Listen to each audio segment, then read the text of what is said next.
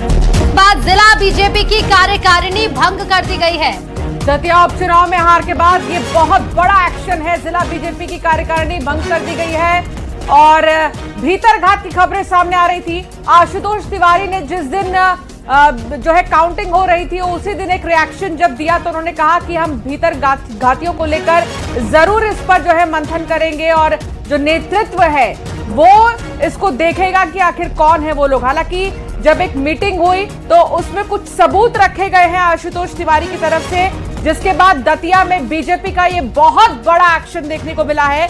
जिला बीजेपी की कार्यकारिणी भंग की गई है। बिल्कुल, तो कल उपचुनाव के नतीजे सामने आए और उसके बाद से ही भीतरघात के जो आरोप अक्सर बीजेपी दूसरे दलों पर लगाती थी और भीतरघात के लिए आशुतोष तिवारी का बयान, इमरती देवी का बयान और आज समीक्षा बैठक सीएम हाउस में हुई जिसमें प्रभारियों को भी बुलाया गया, तमाम मंत्री शामिल रहे, समीक्षा की गई हार की। लेकिन इसके साथ ही कहा जा रहा था कि जल्द से जल्द कार्रवाई होगी और अब जिला बीजेपी की कार्यकारिणी भंग कर दी गई है। बिल्कुल, और ये बहुत बड़ा एक्शन उपचुनाव में हार के बाद बीजेपी ने ये बड़ा एक्शन लिया है और दूसरी तरफ जैसे ही नतीजे आए तमाम तरीके की प्रतिक्रियाएं सामने आने लगी। रमाकांत संवाददाता हमारे साथ जुड़ गए हैं। रमाकांत, ये बहुत बड़ा एक्शन बीजेपी का। जिस तरह से आज सुबह ही दतिया उपचुनाव की हार के समीक्षा को लेकर एक 2 सदस्यीय कमेटी का गठन किया गया था और उस कमेटी के गठन के कुछ ही घंटों के बाद जिस तरह की ये बड़ी एक्शन टेकिंग कार्रवाई की गई है कि दतिया की संगठनात्मक पूरी संरचना को भंग कर दिया गया है। जिला अध्यक्ष से लेकर कार्यकारिणी प्रकोष्ठ और जितने भी मंडल कार्यकर्ता सभी को भंग कर दिया गया है। नए सिरे से कार्यकारिणी का गठन कब किया जाएगा अभी इसकी कोई जानकारी नहीं है, लेकिन ये बता दूं आपको कि अभी 1 महीने पहले ही इसी कार्यकारिणी का गठन किया गया था। भारतीय जनता पार्टी के अध्यक्ष की अनुशंसा पर ही ये कार्यकारिणी बनाई गई थी और अब जब दतिया उपचुनाव में पार्टी को हार मिली है उसकी समीक्षा करते हुए पार्टी ने बड़ा एक्शन लिया है और सभी संगठनात्मक इकाइयां दतिया जिले की भंग कर दी गई हैं। इसे एक बड़े एक्शन के तौर पर देखा जा रहा है। जिस तरह से पार्टी के अध्यक्ष ने शुरुआत में कहा था कि कुछ वजह रही हैं जिनकी वजह से हमें चुनाव में हार मिली है। भीतरघात की भी आशंका जताई जा रही थी। जो प्रत्याशी थे बीजेपी के आशुतोष तिवारी, उन्होंने साफ तौर पर कहा था कि मैं नाम किसी का नहीं लूंगा, लेकिन कुछ कार्यकर्ताओं का हमें साथ नहीं मिला है, कुछ बड़े नेताओं का हमें साथ नहीं मिला है, इस वजह से हम चुनाव हारे हैं। और अब उस हार की समीक्षा हो रही है जिसके चलते बीजेपी ने एक बड़ा एक्शन लिया है। 2 सदस्यीय कमेटी के गठन के बाद ये पहली कार्रवाई है जिसमें दतिया जिले की सभी संगठनात्मक इकाइयां भंग कर दी गई हैं। जिला अध्यक्ष से लेकर मंडल और प्रकोष्ठ तक के अध्यक्षों के पद खत्म कर दिए गए हैं। अब नए सिरे से क्या दोबारा से पूरे संगठन को वहां पर नया रूप दिया जाएगा, कब तक ये नियुक्तियां होंगी अब फिलहाल साफ नहीं है, लेकिन इस एक्शन को एक बड़े एक्शन के तौर पर देखा जा रहा है। जी बिल्कुल रमाकांत, क्योंकि आज समीक्षा बैठक की गई और जैसा कि आप बता भी रहे हैं कि समिति बनाई गई और उसके बाद बयान भी इसी तरह के सामने आ रहे थे कि जल्द से जल्द कार्रवाई की जाएगी और आखिरकार अब जो कार्यकारिणी थी वो तो भंग कर दी गई है। लेकिन प्रेम व्यास जी हमारे साथ जुड़ गए हैं बीजेपी से। प्रेम जी, ये बहुत बड़ा एक्शन उपचुनाव के नतीजों के बाद जहां बीजेपी की हार हुई तो कार्यकारिणी भंग कर दी गई, कैसे देख रहे हैं आप? हार और जीत तो भारतीय जनता पार्टी दोनों को संकट ली थी, लेकिन किसी भी उपचुनाव या संगठनात्मक प्रक्रिया के बाद में कार्यकारिणी की समीक्षा होती है। अगर कोई परिणाम विपक्ष या पक्ष का आता तो निश्चित रूप से प्रदेश नेतृत्व और संगठन उस पर कार्रवाई करता है। हमने पूर्व में भी कहा था कि अगर कहीं भी अनुशासनहीनता हुई है तो निश्चित रूप से उसको चिन्हित करने की आवश्यकता है, नए कार्यकारिणी पुनर्गठन की आवश्यकता है और निश्चित रूप से क्षेत्र की जनता को ध्यान में रखते हुए नई कार्यकारिणी का गठन होगा। पुरानी कार्यकारिणी में जिन भी लोगों से जो अपेक्षा थी, अगर उस अपेक्षा के अनुसार वे कार्य नहीं कर पाए, नए दायित्वों का निर्माण वहां पर किया जाएगा और क्षेत्र की जनता से सीधे संवाद रहेगा। कांग्रेस आरोप लगा रही है कि बीजेपी ने हमेशा कांग्रेस को कहा है कि भीतरघात है, गुटबाजी है, लेकिन ये चीज तो खुद बीजेपी में नजर आ गई है। इसका जिक्र आशुतोष तिवारी भी कर रहे थे।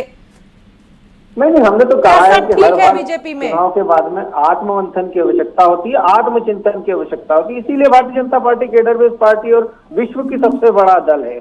अगर कहीं पर भी किसी भी वांछित पहलू या आवश्यक निर्णय लेने की आवश्यकता होती है तो भारतीय जनता पार्टी लेती है। दूसरी तरफ कांग्रेस में तो राजन भारती जी का भरपूर उपयोग किया गया। उसके बाद उनको बिना कारण बताए जो है निष्कासित कर दिया गया। अवधेश नायक जी स्वयं पूरे चुनाव में नदारद थे, लेकिन जो है लाभ और हानि को देखकर वहां कार्य किया जाता है। यहाँ पर व्यक्ति आधारित नहीं, विचार आधारित पार्टी है और विचारों के तहत ही कार्य होता है। ठीक है, कांग्रेस पर भी आप आरोप लगा रहे हैं। कांग्रेस से हमारे साथ भूपेंद्र गुप्ता जी जुड़ गए हैं। भूपेंद्र जी, कार्यकारिणी भंग कर दी है बीजेपी ने, कैसे देखते हैं आप बीजेपी की इस कार्रवाई को? देखिए, बीजेपी की जो है पूरी तरह से पूरे देश में हताशा में भरी हुई है। और अभी जो भारतीय जनता पार्टी के हमारे मित्र कह रहे थे कि विचारधारा आधारित पार्टी है और उसी के कारण हम लोग इस तरह के फैसले करते हैं, तो बांकीपुर की भी भंग कर दो यूनिट, अगर जो है आप में साहस हो तो।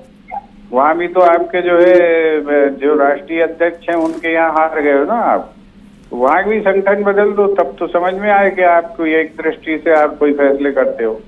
अन्यथा जो है कल तक ये हंस रहे थे, जब हम कांग्रेस ने फैसला लिया था तो पूरी बीजेपी हंस रही थी कि जो है बताइए बिना उसके हटा दिया, बिना उसके हटा दिया। अब आप भी यही कर रहे हो तो क्या आपकी विचारधारा हो गई? कल हमने किया था तो हम लोग जो है गलत लोग थे, और आप में बहुत साहस है भारतीय जनता पार्टी में, तो बांकीपुर में करे, वहाँ पे इनके तो राष्ट्रीय अध्यक्ष के बूथ पे हार गई। भूपेंद्र जी, बहुत शुक्रिया अपनी बात रखने के लिए, बहुत धन्यवाद हमारे साथ जुड़ने के लिए। प्रेम व्यास जी, आपका भी बहुत शुक्रिया साथ जुड़ने के लिए।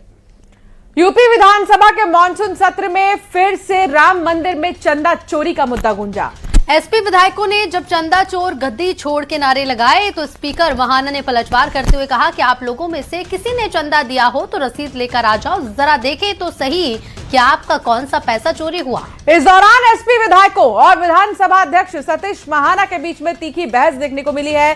सपा विधायक सचिन यादव को पूरे सत्र से निष्कासित कर दिया गया। पर सीएम योगी आदित्यनाथ ने कहा कि एसपी और कांग्रेस ने सदन में सनातन का अपमान किया और आज ये आस्था की बात कर रहे हैं। देखिए रिपोर्ट।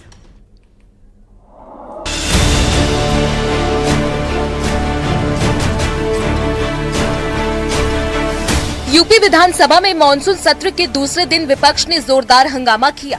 एसपी विधायकों ने राम मंदिर चढ़ावा चोरी के मुद्दे पर चर्चा की मांग को लेकर नारेबाजी की। विधानसभा अध्यक्ष सतीश महाना ने कहा कि ये वो लोग हैं जो राम मंदिर के विरोध में थे। अगर आपने चंदा दिया है तो रसीद लेकर आए, जरा देखें कि किसका कितना चंदा चोरी हुआ है। कितना मुझे अच्छा लग रहा है, मुझे कितना संतोष हो रहा है। शुहैब अंसारी साहब राम मंदिर की बात कर रहे, अच्छा लग रहा है कि उमर अली भाई भी राम मंदिर की बात कर रहे। मुझे और अच्छा लग रहा है कि शाहिद मंजूर साहब भी राम मंदिर की बात कर रहे हैं। इन्होंने शुरुआत से लेकर आखिर तक सिर्फ राम मंदिर का विरोध किया है। अब में से किसी ने चंदा दिया हो तो रसीद लेकर आ जाए भाई, यहाँ पे बीच में। आप लोगों में से किसी ने कोई चंदा दिया हो तो रसीद लेकर आ जाओ भाई, यहाँ जरा देखे तो सही आपका कौन सा पैसा चोरी हुआ, जरा रसीद लेकर आ जाओ जितने खड़े हो यहाँ पे। स्पीकर सतीश महाना ने कहा कि अनिल प्रधान, तुम तो पैदा भी नहीं हुए थे जब राम मंदिर आंदोलन हुआ था। आप लोगों का संस्कृति से कोई वास्ता नहीं है। अनिल प्रधान, तुम तो पैदा भी नहीं हुए थे जब मंदिर बना था, तब पैदा भी नहीं हुए थे जब मंदिर। देखिए धार्मिक आस्थाओं के ऊपर चोट पहुंचाकर किसी की। सदन में विपक्ष के हंगामे पर सीएम योगी ने कहा कि एसपी और कांग्रेस ने सदन में सनातन का अपमान किया, आज ये आस्था की बात कर रहे हैं।